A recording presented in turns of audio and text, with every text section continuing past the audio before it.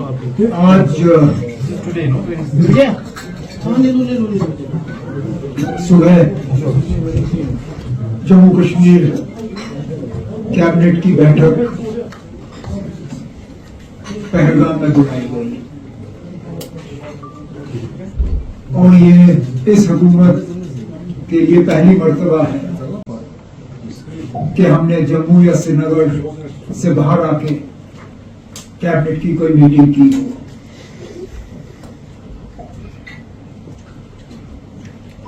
हालांकि मीटिंग में जो गवर्नमेंट का अपना एजेंडा है उस एजेंडा के हवाले से हमने अपना काम किया, लेकिन पहलगाम में कैबिनेट की मीटिंग बुलाने का सिर्फ एडमिनिस्ट्रेटिव या गवर्नमेंट का फंक्शन जो है वो पूरा करने के लिए हम नहीं आए। हम आए ये दिखाने के लिए कि तशद्दुद, खून खराबा, इन चीजों के हवाले से हमारा जम्मू कश्मीर में तरक्की का जो एजेंडा है, जम्मू कश्मीर की खुशहाली का जो एजेंडा है, जम्मू कश्मीर के लोगों का की जो नुमाइंदगी करने का जो हमारा एजेंडा है वो रुकेगा नहीं। उसके साथ साथ इस मीटिंग के हवाले से हम कश्मीर के लोगों को और खासकर पहलगाम के लोगों को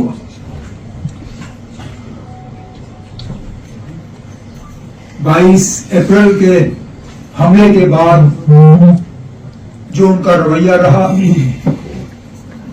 जो उनकी बहादुरी रही, जो उन्होंने एक आवाज में आके तशद्दुद और खून खराबे के खिलाफ अपनी आवाज बुलंद की, उसका शुक्रिया करने के लिए और उसको सलाम करने के लिए। जाहिर सी बात है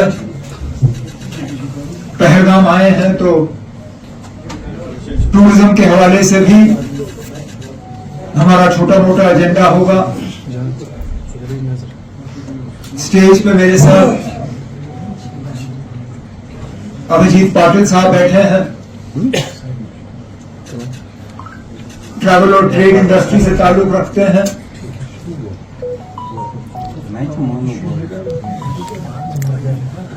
गवर्नमेंट की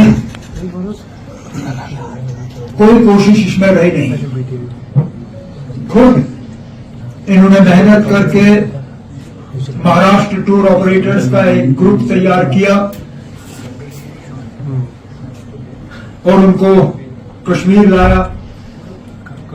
आज पहलगाम में है, फिर गुलमर्ग जाएंगे, श्रीनगर और फिर वापस।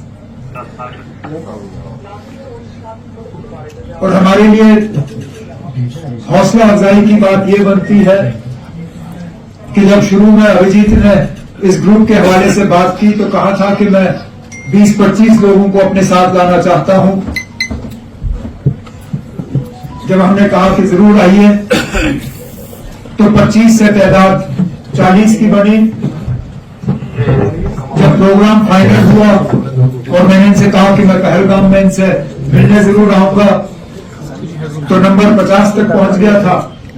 आज मुझे पता चला कि 60 जो है वो नंबर क्रॉस कर चुका है और 60 के आसपास महाराष्ट्र के बड़े बड़े टूर और ट्रैवल ऑपरेटर्स जो हैं वो यहाँ आ रहे हैं ये देखने के लिए कि किस तरह ट्रैवल और ट्रेड को जो है, ट्रैवल और टूरिज्म इंडस्ट्री को किस तरह हम दोबारा शुरू कर सकते हैं। तो मैं इस मौके पे अपने तरफ से, अपनी हुकूमत की तरफ से और बिलखसूस जम्मू कश्मीर के आवाम के तरफ से, पहलगाम के लोगों के तरफ से अभिजीत और इनके साथियों का शुक्रिया करना चाहता हूं।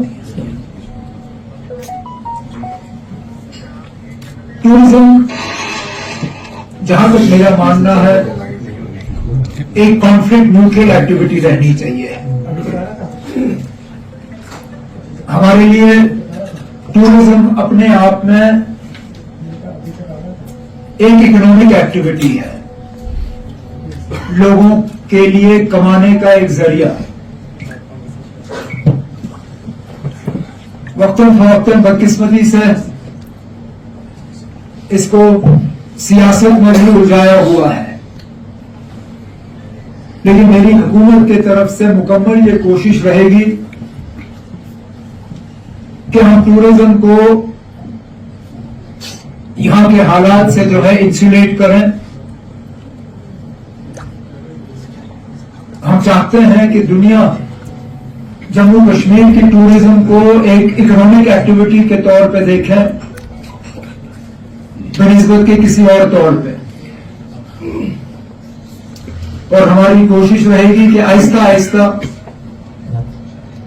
इसमें मैं मानता हूं फूक फूक के कदम रखने होंगे, लेकिन हमारी कोशिश है कि आहिस्ता आहिस्ता टूरिज्म का सिलसिला जो है वो जम्मू कश्मीर में और खासकर कश्मीर की वादी में दोबारा शुरू हो जाए।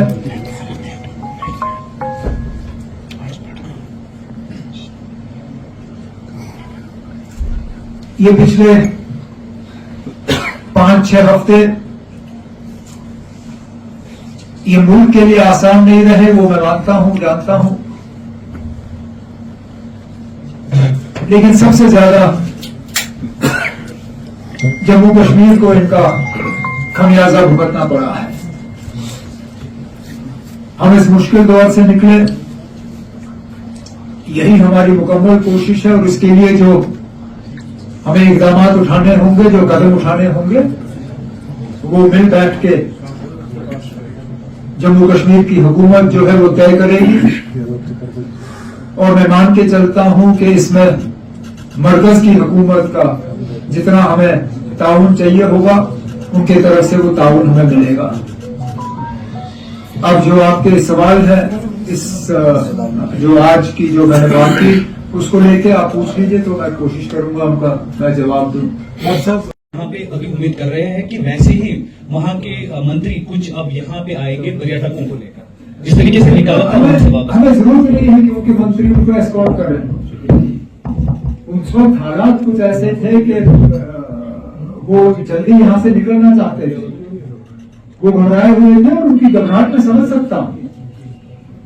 हालात ही ऐसे बने हुए थे। बीच में फिर जो जंग के बादल नजर आए, तो उनकी हुकूमतों ने उनके मिनिस्टर भेजे, ठीक उसी तरह जिस तरह मैंने अपने मिनिस्टर भेजे थे उस वक्त मुख्तलिफ रियासतों में, क्योंकि हमें लग रहा था कि कुछ हमारे लोग जो है वो वहां पे महफूज नहीं है। लेकिन वापसी के लिए ये जरूरी नहीं है कि उनके मिनिस्टर जो है उनका हाथ पकड़ के उनको यहाँ वापस लाएं। हम उनकी वापसी के हालात जो है वो कायम करेंगे, और मैं उम्मीद करता हूं कि वो खुशी खुशी जो है आहिस्ता आहिस्ता वापस आना शुरू करेंगे। मेजर हो to attract tourist once again here, क्योंकि यात्रा एक लार्ज क्वांटिटी में आती है। एक अच्छी होप रखेंगे और होपफुली उनके लिए भी अरेंजमेंट्स अच्छे होंगे, ताकि जो एक रिवाइवल ऑफ टूरिज्म है यात्रा उसका बहाना करें। हमारी तो कोशिश और हमारे चाहेंगे कि यात्रा ठीक तरह से जाए। हम चाहेंगे कि जो यात्री आते हैं वो अपना पूजा पाठ करके सही सलामत यहाँ से वापस चले जाए। ये हमेशा हमारी कोशिश रही है और हमेशा के लिए रहेगी। ऐसा नहीं है कि इस साल हम कुछ ज्यादा करेंगे जो हमने पिछले साल नहीं किए। आज तक जो करते आए हैं करते रहेंगे। Umar Saab, on 29, will you be going to take up this particular matter, the security of tourists with the Home Minister? जो आपने कहा कि your responsibility is tourism, not the security of tourists. So are you going to take up this matter? We've already done it. This conversation has already started. I don't need to wait for the Home Minister to visit Jammu to discuss this now. हम इतने भी नालायक नहीं है ना कि हमें पता नहीं कितने दिन इंतजार करना पड़े, फिर जम्मू आएंगे, फिर हम बात करेंगे। मैं पिछले दिनों नीति आयोग की मीटिंग में उनसे मिला, उससे पहले भी जब वो यहाँ पहलगाम आए थे मैं उनसे मिला, ठीक उससे कुछ दिन पहले वो आए थे अपने रेगुलर विजिट पे, उस वक्त भी इन चीजों पे बात करते। Thank you. किसी को सेफ्टी की जरूरत होती है, जो यात्रा गवर्नमेंट का सपोर्ट इसमें जरूरी है। ये गवर्नमेंट भी काफी मेहनत करेगी to promote this revive this sector, एक इनकम जनरेटिंग सेक्टर है, लेकिन जब भी बड़े मंच पर बात होती है उसका एक इम्पैक्ट होता है। ये मैं इसलिए पूछ रहा हूँ, प्राइम मिनिस्टर ऑफ इंडिया ने जब भी कभी कश्मीर के बारे में कोई बात की, उसका एक पॉजिटिव रिजल्ट ग्राउंड लेवल पर पड़ता है। क्या आपकी तरफ से मैसेज होगी सेंट्रल गवर्नमेंट को कि वहां से एक पर्टिकुलर ऐलान किया जाए, एक हादसा हो गया, बुरा सपना था, सब लोग ऐसे नहीं है, कश्मीर दोबारा लोगों को आना चाहिए, तो एक पॉजिटिव इम्पैक्ट पड़ सकता है। ऐलान ही नहीं, प्राइम मिनिस्टर साहब ने इस पे पेशरफ्त भी की है। पिछले दिनों जम्मू कश्मीर में दोबारा टूरिज्म जो है वो चालू हो, उसके लिए प्राइम मिनिस्टर साहब ने मीटिंग ली। उसमें तमाम सीनियर अफसर थे, टूरिज्म डिपार्टमेंट के जो है मिनिस्टर और बाकी थे। और 2 दिन पहले नीति आयोग की मीटिंग थी दिल्ली में। मुझे उस वक्त प्राइम मिनिस्टर साहब से बैठ के बात करने का मौका मिला और जम्मू कश्मीर में दोबारा टूरिज्म कैसे कायम किया जा सकता है उस पर कुछ बातें हुई। अब वो फिलहाल मैं यहाँ सबके सामने शेयर कर नहीं सकता हूँ, लेकिन कुछ ठोस इकदाम जो है वो मरकज की तरफ से उठाए जाएंगे। न्यूट्रल एक्टिविटी होनी चाहिए टूरिज्म सेक्टर। सो एसेंशियली 2019 के बाद जिस तरह से स्टेटमेंट्स आए सेंट्रल लीडरशिप की तरफ से या टूरिज्म फिगर्स को कोट किया गया, सो डू यू मीन कि उस तरह के स्टेटमेंट्स जो पॉलिटिकल स्टेटमेंट्स लगातार आ रहे थे कि नॉर्मलसी है, टूरिज्म बढ़ रहा है, जो टेरर अटैक हुआ पहलगाम में बाइसन में, this is result of that? वो मैं नहीं कह रहा, मैं सिर्फ ये कह रहा हूँ जो मेरा अपना तजुर्बा रहा है। जो मैं 6 साल यहाँ वजीर आला रहा, 6 सालों के दौरान काफी अरसे तक नासिर मेरे साथ टूरिज्म में काम कर रहे थे। मेरा ये अपना तजुर्बा रहा है कि जम्मू कश्मीर जो है tourism everywhere is essentially it has to be a conflict neutral activity, it's an economic activity for us. There are many parameters by which we will register, by which we will measure normalcy. And we will continue to do that. Just quoting tourism figures is not a crime. We all quoted tourism figures. In my previous 6 years I quoted tourism figures. Why should we not? साथ safety और security एक बहुत बड़ा concern है। इन दोनों मामलों को लेकर क्या आपकी सरकार यूनियन गवर्नमेंट से बात करेगी, सेफ्टी सिक्योरिटी को लेकर और टूरिज्म को रिवाइव करने के हवाले से? बातचीत चल रही है ना, बिना यहाँ लोगों को वो सेंस ऑफ सिक्योरिटी देना, टूरिज्म आप रिवाइव कर ही कैसे सकोगे? वो एहसास कि मैं कहीं जाऊं तो मैं अपने आप को सुरक्षित समझूं, उसके बिना आप टूरिज्म रिवाइव कर नहीं सकते हो। तो ये बातचीत न सिर्फ मरकज की हुकूमत के साथ बल्कि जम्मू कश्मीर में, क्योंकि हमारा एक अजीब सिलसिला है, टूरिज्म मेरी जिम्मेदारी है, लेकिन टूरिस्ट की सिक्योरिटी की जिम्मेदारी मेरी नहीं है। तो यहाँ 3 हुकूमतों को मिलकर काम करना होगा, जम्मू कश्मीर की इलेक्टेड गवर्नमेंट, जम्मू कश्मीर की unelected government and government of India. Sir, that in Ladakh we have seen there's a fall of tourism as well. So they are going for some discounts and there are still meetings taking place, particularly for the people who have built hotels and who have invested largely. We also saw in Kashmir and there was a huge protection that tourist people were exporting. So is there anything on cards to reduce the EMI or finance of those people? And my second question is that will there be a visit from JNK, like the delegations to those places or states which have been friendly and where we have been receiving the maximum number of tourists from? Both parts of your question I will reply in the affirmative. There is an ongoing conversation with Government of India to see what we can do in the short term to assist those people connected with the tourism industry who have loans. My concern is equally for those who have built big hotels as also for those who until yesterday might have had a sumo and then took a loan and replaced it with an Innova, or had an Innova and replaced it with a deluxe bus, or who had a home with 4 rooms and took a loan to make 3 of those rooms into a homestay, or had a homestay and upgraded it to a guest house, or who converted a regular houseboat into a super deluxe houseboat. So my concern stretches across the various sort of facets of our tourism industry, and this conversation has already started with Government of India, again taking advantage of my presence at the Niti Aayog meeting the other day. I've gone to the Union Government and this is an ongoing conversation with them. As for the second part of your question, yes, we are now exploring actively how best we can participate in some of the upcoming travel fairs. Two that are on the sort of horizon are the TTF in Kolkata and the TTF in Ahmedabad. So we are working with stakeholders and the tourism department together to see how we can ensure a good participation there. And we take our message that Jammu and Kashmir wants to be considered open for business again to these markets, and we hope that with God willing a successful culmination of the Amarnath Yatra, we can tap into some of the traffic that comes from West Bengal during the Puja holidays. That would be one of our main focus areas going ahead. Also, the Amarnath Yatra starts next month. It will be clashing with the restoration of tourism. Do you think it is possible? Look, Jammu and Kashmir, the valley is more than just Pahalgam. So while we understand that the Yatra might make it difficult for us to revive tourism into Pahalgam, it might have some impact on Sonmarg. There are other destinations. Srinagar is open for business. Gulmarg is open for business. Yusmarg is open for business. There are other destinations. So I think the Yatra and tourism revival can go hand in hand. I don't see any reason why not. So then what is expected out of the meeting today? Well, we'll talk to each other. I expect them to tell me what they expect from us in terms of tourism promotion. From my side, I have no wish list. The fact that they're here of their own accord is to my mind, the most important thing. I have not dragged them here. I have not had to encourage them here.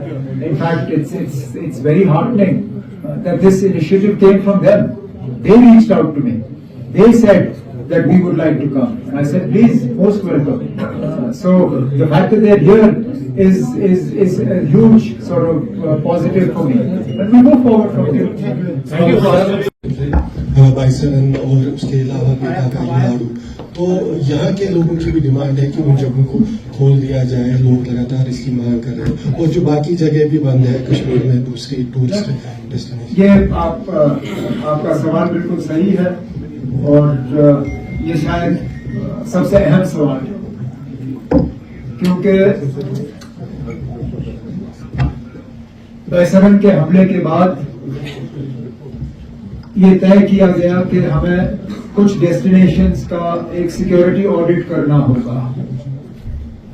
Security audit करने के बाद आहिस्ता आहिस्ता जिन जगहों को खोला जा सकता है उनको खोल दिया जाना चाहिए.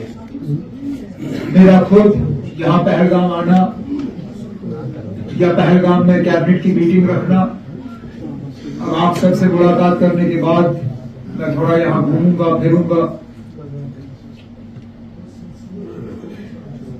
मैं भी चाहता हूं कि जो 48 डेस्टिनेशंस का लिस्ट जारी हुआ है उसको हम आहिस्ता आहिस्ता कम करें.